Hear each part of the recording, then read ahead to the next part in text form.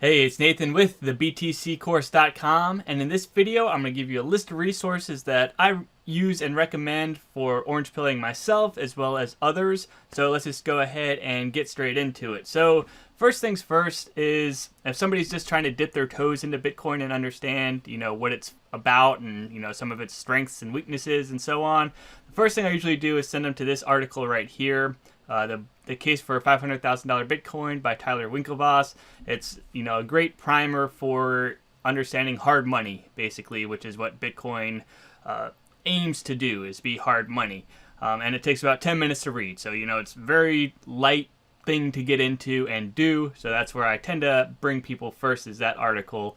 Up next, if they listen to podcasts, I have this list of podcasts here, and then books. So, depending on the person, if they're a podcast listener, then you might want to start with the podcasts, or if they're a books person, then you can start with the books. And I try and go in order of least intense to most intense. So that's kind of the framework here. So the first one is Corn Stories with Natalie Burnell, and she does a lot of interviews with people that are in the Bitcoin industry, and so it's more personal stories of people working with Bitcoin and what they're trying to do with it, what problems they're trying to solve, and so on. So she's a very good interviewer. I highly recommend it. Up next, we have We Study Billionaires. It's part of the Investors Podcast Network, but the Wednesday episodes are Bitcoin only with Preston Pysh. So I only listen to the Wednesday episodes, but I don't miss a single one. I don't miss a single one of the Nat Burnell podcast either, or anyone's of these podcasts, really. I don't miss a single one.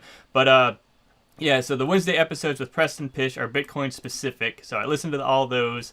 And one of the latest ones is 117 with Luke Broyles. This is, since it's top of my mind, it was a very, very, very good podcast. So start with that one, maybe, if you want a great introduction to Bitcoin and so on. But Preston Pysh, he has a macroeconomics background, so he kind of brings macroeconomics and Bitcoin together in one place. So it's very interesting and seeing how Bitcoin could impact the economy and stuff like that. He's also pretty technical as well, so he gets into some technical stuff like Lightning and things like that, so he can talk technically as well. So it's a very good podcast. Again, so those are the Wednesday episodes.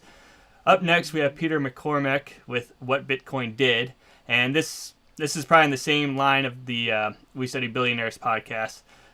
He interviews lots of people that are working in the industry, and he usually goes down different rabbit holes. Right now, he's doing a bunch of podcasts about the Bitcoin network and energy, and how Bitcoin enhances the energy grid and so on. And so it's my dad's favorite person or podcast to listen to. He's an entertaining guy, just seems like a normal guy. So yeah, you could check out his episodes. And I'll try and find a couple of them that stand out to get started with. So I might have a few extra bullets under it if you look at this spreadsheet. But yeah, What Bitcoin Did with Peter McCormack. It's anybody could listen to it. You don't need to be an expert in order to get into these episodes with him. Up next, we have the What Is Money show with Robert Breedlove. Now, he does a lot of series with people. I think he has a series with Michael Saylor that's 14 or 16 episodes long. So it's like a book. If you listen to all of them, it's probably 14 or 16 hours worth of content with Michael Saylor. So it's pretty intense, but it's kind of listening to a book. But he's more on the quest of what makes good money and so on. So it's a very good podcast. Gets kind of intense and in depth, especially the series that he has. But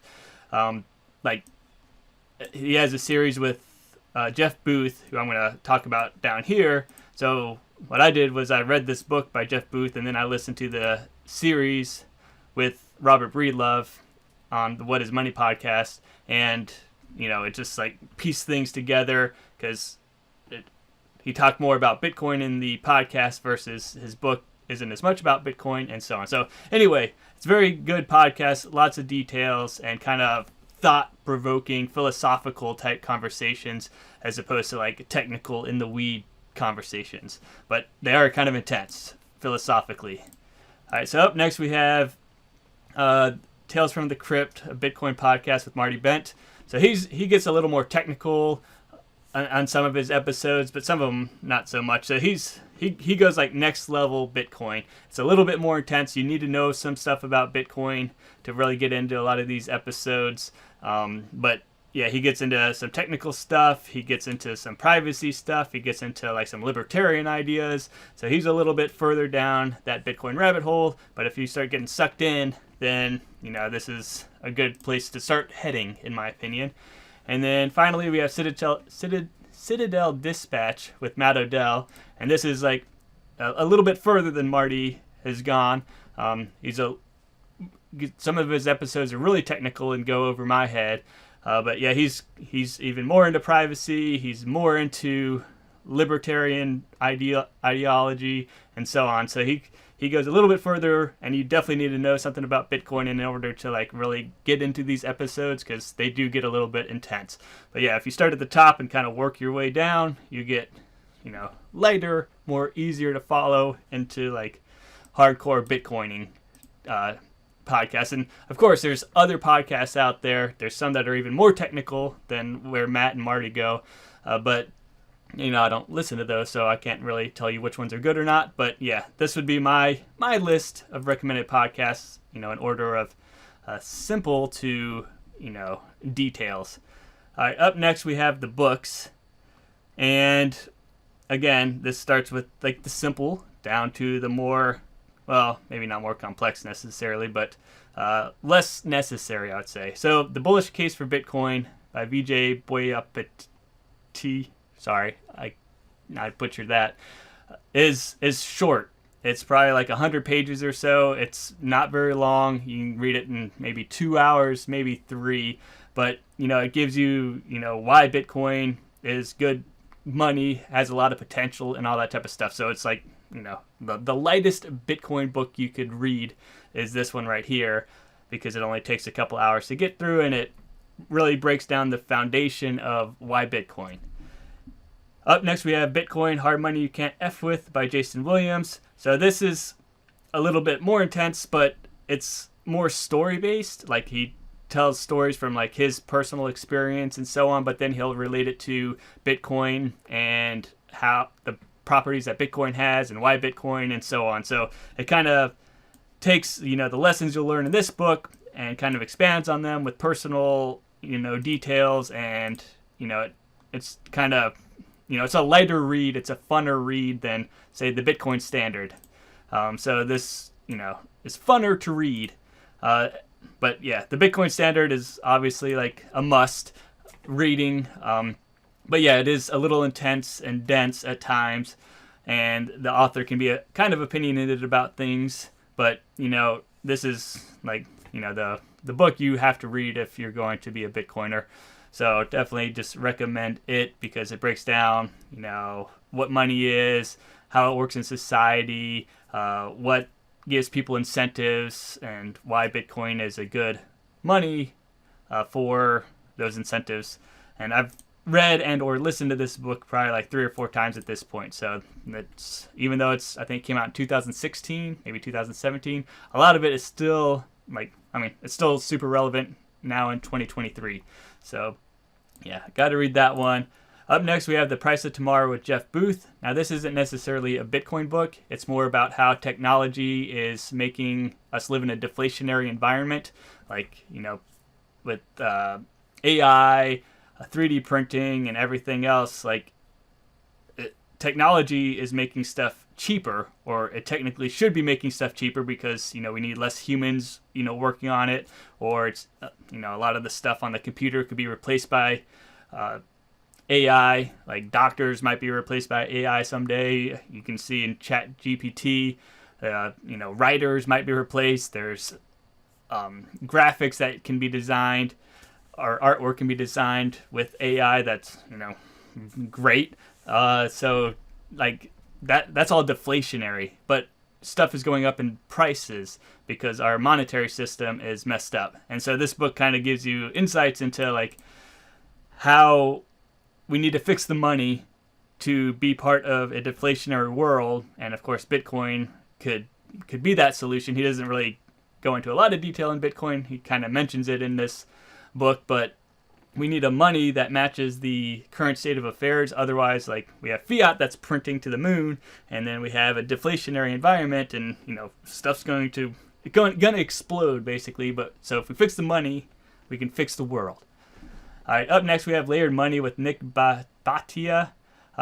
It's not necessarily like a must read, I would say, but it could be very interesting if you're curious of how Bitcoin could actually work as money for the entire world. So if you're trying to understand that concept, like, it explains how the current monetary system is built in layers and how you could basically build the next monetary system in layers as well. So it's an interesting read, especially since it gives you like how money kind of works nowadays. Like, we have a credit-based system, and money's generated when people take out loans.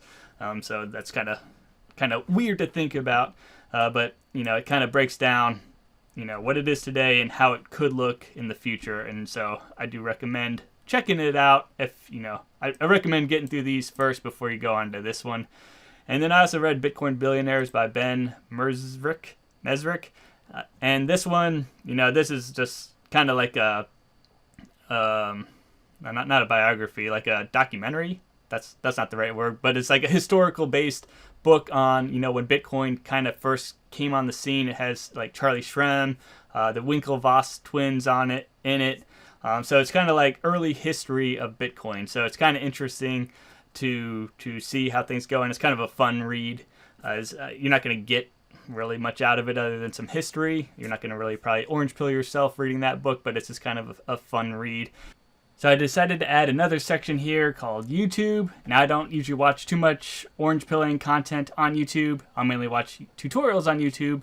But anyway, this channel right here, Trader University with Matthew Kratter, he's been cranking out really solid Bitcoin orange pill type videos recently. So if you want to watch videos to orange pill yourself, then I highly recommend checking out the Trader University channel, because he's pumping out really good stuff, and it's really timely as well. Like, he's talked about ordinals and transcriptions and stuff like that.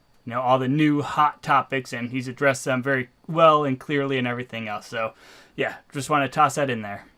Finally, crypto or Bitcoin Twitter. You might have heard those terms before, Bitcoin Twitter.